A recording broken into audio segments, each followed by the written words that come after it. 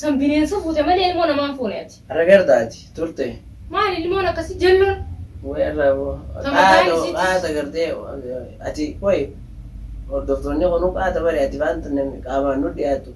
Assalamu alaikum warahmatullahi wabarakatuh. Ashama harka fuunee jira jirtu daawwattoota fi hawwiyyoota keenyaa gaarraa dhufnee deebilee jirra. Akkuma beekamutti maaliif dhufte jechuun kan isin dheebamu nuti kun hedduu babbannee deebi'aa jirra. Akkasumas gaanii beeytanii kanis namni beeyni jiru salaamtaa. Assalamu alaikum warahmatullahi wabarakatuh. Kabajamtoota daawwattoota keenya jira jirtu isin jecha. Salaamtaan teenya tanaan irraa kaatee lagaa fi gara qaxxaamurtee bakka jirtan hundatti isin haadha qabdu isin jenna. Mee waan leelloo haasa'uu deemtuu laallagaye. Leelloo maqaa leelloo jedhamu waan illee dubbachuullee waan fedhu silaayi.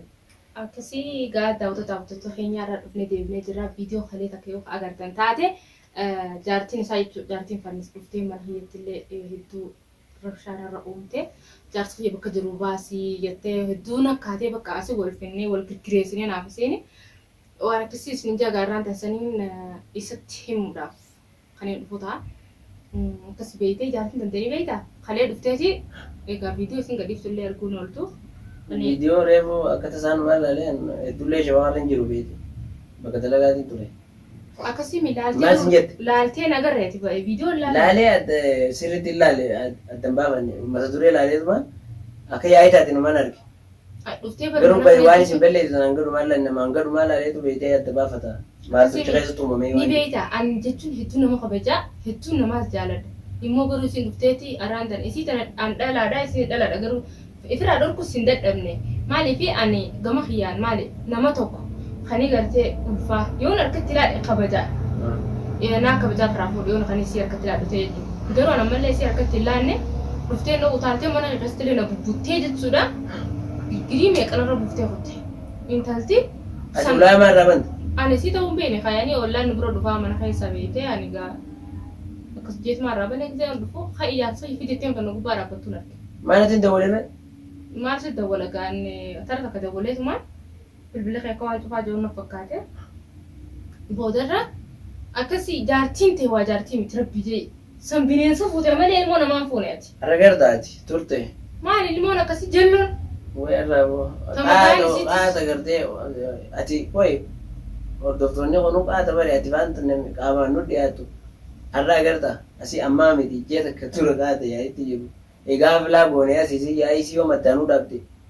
Ana baarsatee yaanne woo isiin godhatu namni islaama fakkeenyaaf dhalaa deemu tola dalagee beetee haasaa bireedaa takka haasee akkaataa itti nagaan dhalu gartee yaa rabbii kiyya jee silaa du'aayis godhataa salaataa badii takka osoo hin toleen silaa deema jennaan wanta akkasiin uumaa kuwan qabdu siif haaree malee wayii har'aa miti kajallattee qaata garuu wantum dammoo kami. Ani garkaan fitti hin tuyne garuu hanga mahiyyaa beektee dhuftee na utaalteellee mana keessatti hanga inni dhufu gadi hin bahu jettee tayyee saamee mana keessa yaa'ii gootee kaatee deemte. Sii galee hangaruu ammallee harkaan hin tuyne fitti maaliifi namni kun nama gartee sababa qabu tokko yoo ni kan harkaan tuqutee sababa natti ta'uu dandeessi. Malee adda akka xiyyaati fitti hin dhiisaa isii fitti hin dhiisu. Immoo garuu siitu wallahi takkiinis sorry. Ammaaliin godhu. Ani hedduu jaartii kana ati wajjin jiraachuu dhiisi an osoo na taate qaata kan morma jedhee lubbuu siitu keessaa baase kam osoo na taate sun intaltiin talaa miti. Dhalaadha jechuun silaa nama dhiira ta'ee dhiirti sun badii takka narratti daleete yookaan immoo nama kiyya waa godhe yookaan waa godhe dhiisuu waan hafan qabne. Immoo dhalaan rakkoo akka feetallee taatu karaa halaaliin walitti dhufne immoo deebitee jireenyuma silaa nagaan jiraachuu jiru san belleessaa jirti. Akkamiin godhadhee nama laal yoo adda fixannaadhaaf namni tokko osoo garaa qabu wanni sii mijjaan jiru. Osoo irraa fixadhees osoo addaan baanees waan daa'imni kiyya isii harka jiru masruufni gargaaruu waan hin oolamne kana seeraa murteessa. Ammoo gaafii jalloo ofirraa hiikaniituma ilmoo ofii san mashruufatu irra hojje maaliif sammuu teessi nyaatti gizee hunda sammuu si nyaattee gizee hunda maaliif ati umrii tanaan maaliif ijoollummaadhaan maaliif dhuyite maaliif tasii hin taane jaarsis hin taane firraatti shiiteetiin qalbii takkaan jiraatta. Ilmoo ta'e mashruufatu irra si hojje dhalaa baalagii intala maraattu fuutee فالوجو جراجان يرو جدوني فما بفتين جازينا من يرو بفتين خطي زي أمان عربي خليه بخنا بقى من عندي مالي فكيسين نبتون بيخ maaliif anu bar viidiyoo yoo agartaat isii bira dhaqallee gorsee akkana ma agartee isirrallee hin beeku garuu itti dubbadhee na dhaga'u diddee manuma kiyyaa kan irraa deemumaan dhiigana dhaabdee jechuudha. Viidiyoo muduraallee isiin gadhiisu jirtu kanallee sanallee gadhiise yoo agartaate intalti waa intalaa miti dhiiganu dhaabdee bakka. Sifaara malee boqaata kan jireenyi nu bushaayee jiru. Kanaafuu tubaati numan gorsitu wajjiroolta fakkeenyaaf wajjiroolte gorsee marra meeqaan gorsee hayyee intalti tanuma itti fuutu taate malee ta'e bitu bitun taate. Kanaafuu bara malaa wallaalee bara. Mala wallaaluun qabu ture. Mala wallaaluun qabu. Namni hundi itti dubbatee toofi qoon itti dubbatee dachaas itti dubbatanii dadhabanii dhiisan. Amma gama kiyyaan tun jaartii miti. Waan gorsanii. Rabbi dhagaan adda haa baasu anillee dadhabe. Viidiyoo irratti argeen ture. Rabbi adda haa baasu siisi immoo tun jaartii siif hin taatu jaartiin akkanaa jaartii miti tun bineensa alaati malee agartee. Ooyi ati siyuu kafayyaan qabne ani guddisiin takka achi ilaalu. Saajjeesee ta'a qo'ee gofa mana seenan taane ilma namaati akkamiin barra. Harkallee balleessuun falu. Harkaa miti namni bara ammaa Hanga dha'uudhee dhahiisummaa. namni bara uleen nama sirreeffatus immas deebii namni akkaataa itti walii galu malee akka uleen waliin galu. Yoo walii galuu dadhabde naala wasaala isiifis Amma mijaawwa maaliif jennaan osoo isiin garaa qabdu adda ba'uun nama mijooni waan fakkaatullee miti. Hangama kiyyaan Akka shari'aatti hin baana. gama kiyyaan akka shari'aatti illee hanguma isiin dhaltuuti malee rakkoon takkan jirtu. Hanga isiin dhaltuu qofa kan dhugaadha hin hiikamne. Siyuu kan fayyaa qabne anaa kama nama tokko yoo kanatti deebite dhugumatti simu kan gartee mataa nu fayyaa qabne. Akkam isii tana hammalattee waliin jiraachuu dandeessee lammaan tanaatu sumaan ajaa'ibaa isii miti bakka. Qo'ee kamiin godha fakkeenyaaf nama kana waggaa dura walii dhuftu sani hammeenya isaan beektu. Hammeenya isaa beeku. Maaliif jaalala namuu yeroo isaan walii janaajaneetuma bultii hojii jaarra jee ayyee jeetuma dhufa. Osoo yaa'ii takka hin goone osoo badii takka hin uumamne.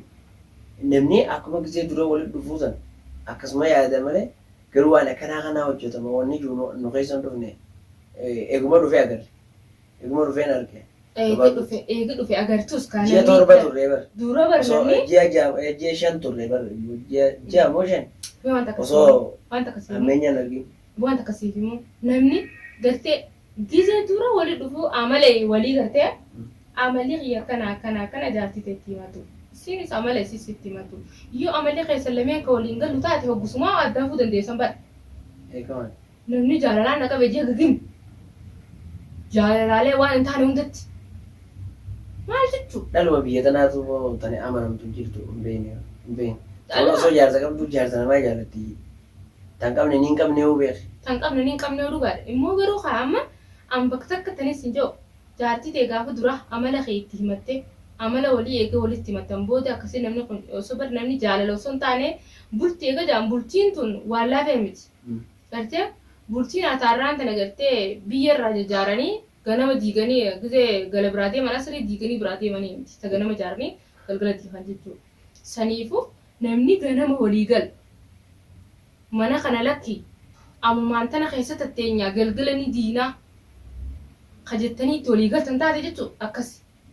Garuu amma akka keessanii kana bara ijoollummaa taatan ijoollee biyyeen taphattu. Tanuma arraan tan. Dhugaadha namni irra guddaan maal hojjechaa jira ni beektaa? Keessattuu dhalaan biyya alaa jirtuun jechuudha. Akka inni hojjechaa jiran jechuudha. Jaalatti teessan dafanii qeebalamuunis nama dhibduu. Daftee jibbuunis hin dhibduu. Baay'ee sheexanni biyya kanaatiif sheexanni bakka biraa adda addaa. Antanaan dhibee namni irra guddaan akkana jechaa jira ni beektaa? Haasee kun immoo kuma akka jabaateen jira. Saniifuu namni hogguu duraatii bultii tana gartee ilaalee firra amala ifii kana walitti himatee walii gala. Yoo akkas ta'uu baate namni kun jaalalaa na qabe jedhaa bineensuma alaa hundatti hin se'e. Xiqqoo mul'achaa dhufnee bara malee kun.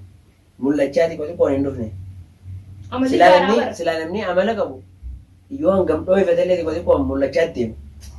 Kan isiidhaa kun osoo fi guyyaa takkatti osoo mul'atiin bakka takkatti ol burqe. Amalli gaaraa dhageessittee himaa baleessa. Amalli gaaraa namarraa ittiin deemuu jalan gisee mammaasa. Siigalee amalli abbaarra hin deemu abbaarraa isin bu'u. Amalli jijjiiramuus hin ta'u. Sigalee ilaalchini jijjiirama malee. ilaalcha keetii jijjiirama malee amalli kee gonkumaa jijjiiramu. Amalli gaaraa jira. Saniifuu ilaalchi kee ni jijjiirama. Akkasuma bareedinni ni jijjiirama. Saa olaanaa. Hundee ogorree bakka sana Tuma kanaafuu jechuun dirqamaan akka dhiira wallollee tokkotti dharaan qabsoo qabamoo akkamiin godha bara kun godhuutu hin jirre. Ati amma atuu waa lamaa miti atuu waa marree miti jetta. Akkamiin godha? Ni ajjeesa. bara jeesu ni jira. Tumee cafaqeetiin dadhabe miilaa Namni miilaa akkatti gatasi. barsittiin himu jira. Uleen ilmoon isiin tunis garuu ilmoo namaatii boofan taane. Uleen wanta akka waan faayidaa qabdu hin qabdu beektaa. Amalli kun gaaraa barsitti meetiin jira. Saniifuu namni hoggu dura waliin dhufu. Amala ifiiti. Akkaataa adeemsa bultiidhaa walitti meetii waliigalee waliin bultii tana fajaaru ta'a. Garuu hoggu duraatiif jaalalaan na qabe yoo ta'e bineensuma nama fakkaatu hunda ta'uu seente. Tanaan sintisu jira bara. Sigalee tanaafin achiihu sammuu sintaleetu namni jaalaan na qabe jaakan waan taanatu seena. Garuu dhiisee namni badii numa dhufti. Badii nagaa dhuftee numa dhufti dirqama nuti taanis du'ama godhacha. Akkaataa isiin itti dhuftee ni dabarsina yeroo jaldeemna yeroo nuu kuna waan ta'eef akkas kanaafuu. Ani hedduu ani na ajaa'ibe garuu dhiira teenya Oromoo tan hedduu na ajaa'ibde. Maaliif? Walumaa ni bara. Walumaa ni dhugaadha. Yeroo duraatiif namni yeroo duraatiif ayyuu ana mala badaa qabaadde dhugaadha osoo waliin deeman osoo waliin deemanii osoo hin taane namni kun bara akka waliin dhufee waliin fuudhu. Namni akka wal argee waliin fuudha. Namoota keessa walii baree amala walii bareeti akkamii namni kun bultiif naa tahamoo naan ta'uu takkaa jira. Akkami nuti keessattuu walumaa galatti jechuudha dhalaa fi dhallee sun taane amala akkam qaba. Waliin dhufneeti san booda amala walii barraa takkaa jira. Lafa nagaa waliin qorannu. Lafa nagaa waliin qorannu san tokko godha bilisqii. Warri biyya tanaa harka dhibbarraa kudhanii fayyaadha. Saniifuu maal walirra laalla nama ifirra laalla walirra laalla. Amma akkasii namaan fakkaatan isin taatu akka baluutiin ta'an hin taatu. Yoo namni san jallaate akka namni san jallaate dhibbantaa mee keessaa dhibbantaa keessaa namni torbaatan yoo badaate nama saniin fakkaataa jechuun hin taatu. Namni tokko fi beekame saniifuu amala walii eega beektan booda yoo walis seentan malee anama fakkeenyaaf akka nama tokkotti yoo adeemnu taate namicha na fuudhu deemu dura firaa hin qoradha. Dura sirriitti firaa qoradha. Yoommoo san hin tahin maal jenneetu walis seennaa hoo inni bineensa ta'e ani bineensa ta'e osoo hin beekne akkanuma walis seennaa.